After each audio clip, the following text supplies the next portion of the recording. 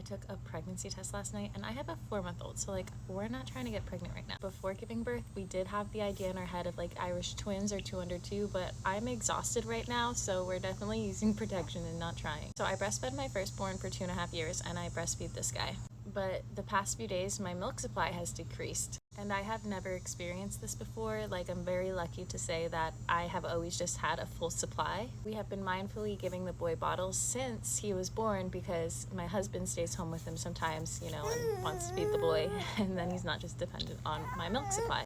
So anyway, last night my daughter's in the shower, I'm sitting on the floor watching with our son, and him and I are just chilling on the floor, and I'm like looking up reasons your milk supply might be going down because I am sick, and I was like, is that correlated?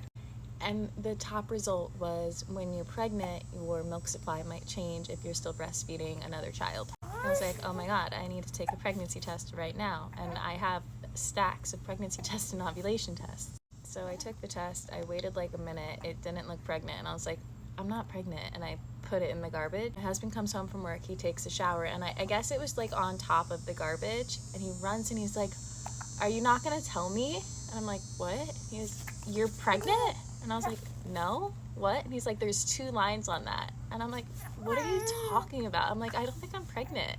And I'm like, wait, what? And I jump out of bed. This man is looking at an ovulation test. I also took an ovulation test, and ovulation tests like will always show 2 lines.